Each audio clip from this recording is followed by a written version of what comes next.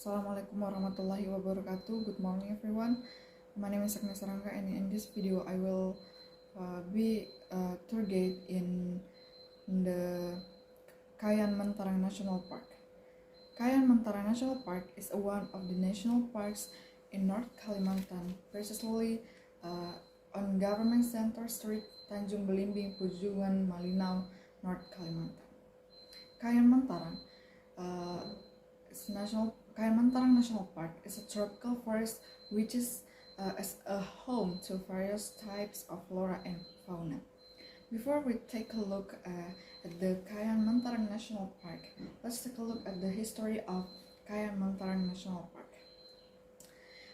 Initially, this park had the statue of a nature reserve, which was established by the Minister of Agriculture on November 25, 1980.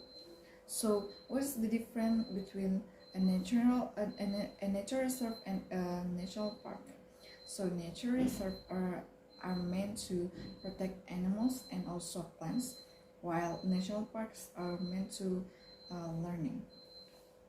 Further, after being designed as a nature reserve, a few letters local residents urged to make a national park, which was later determined on October 7, 1996, which has an area of 1,350,000 hectares, and the naming is based on the two rivers that flow through the area.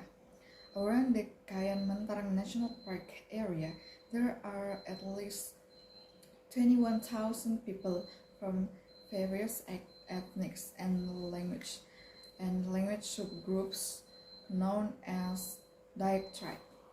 Dayak tribes such as the Dayak Kenya, Kawan, Tagal, and Bakung, and etc.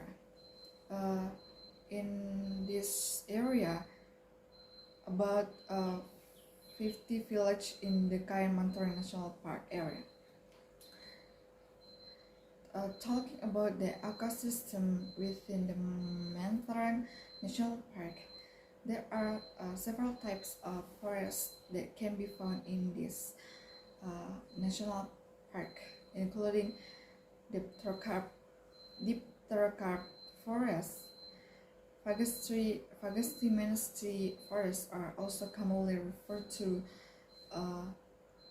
as oak forests, middle to high mountain forests, and at altitudes in 1,000 meters above sea levels, and hard forests. Apart from that, there are also swamp forests, although quite limited. Some secondary forests, agatis forest, and a special type of forest in the form of moss forests, which are on top of mountains at more than 1,500 meters above sea levels. It was said before that this forest is home to flora and fauna.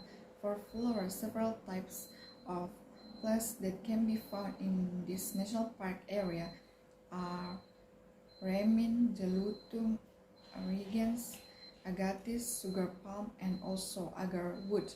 Apart from that, palms, pitcher plants, and several species are, and also there are still several types of flora whose species are still unknown. And for the fauna, there are 100 species of mammals living in the national park, and 15 species of which area endemic animal species. In addition, there are 8 species of primates, as well as more than 310 species of apes, and 28 species of which are endemic to Kalimantan, which are threatened with extinction. For example, sunbirds, leopards, bison, and also white white-headed langurs. Once also inhabited by Kalimantan elephants and Sumatra rhinos and Borneo orangutans, but due to their poaching, their species eventually become extinct. If you come to this destination, what are the activities and tourist destination in the Kayan Mentarang National Park? So the activities and destination are climb to the top of the Ului Rock. Ului Rock is the peak of a rock mountain in the upper reaches of Long Jalat village, previously located at the mouth of the Jalat River and the Pujungan River. From the top of this peak, visitors can enjoy the charm of the national park from a different perspective. The climb to the top of the mountain cross the river using a katinting boat for about 4 hours. After that, the journey continues on foot for 2.5 hours to the top by passing through steep and slippery slopes. Number 2, Uung Maluung Waterfall. Uung Maluung Waterfall is a suitable location for visitors who want to travel on water. This 50 meters high waterfall is located in Long Pujungan.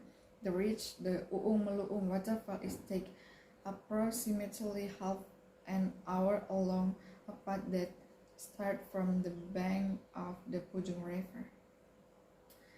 In addition, around this waterfall there is a source of salty water which often invites wild animals to stop. So if you are a lucky visitor can also meet the wild animals in there. Number 3 is the visit grave site. The stone grave site is one of the important heritage for the people of Kalimantan. This site is located on 2 upstream rivers, namely the Pujungan rivers and the Bahau rivers. It is known that this site is a former relic of the Morek tribe. This shows that at least this area has been inhabited since 400 years ago. Number 4, Long Toa Grassland. Long Toa Grassland is also a favorite destination for visitors because it is the habit of the roaming wild bison on the island of Borneo. Apart from bison, visitors can also find deer and wild boar roaming the grassland. Usually, these 2 animals start out in the morning and evening. Visitors can also spend the night around the meadows to be precious in the stove favor huts that have been provided by the management.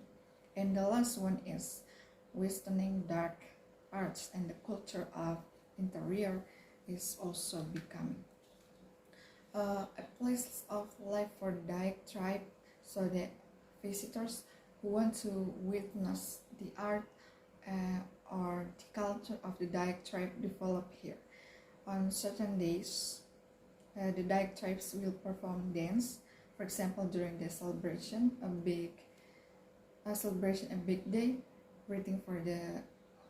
greetings to visiting guests and traditional wedding ceremonies and during the wine harvest. So those are the destination of the Kayan Mentarang National Park. Interest to trying all the destination in the Kayan Mentarang National Park? Let's go to Malina. Thank you.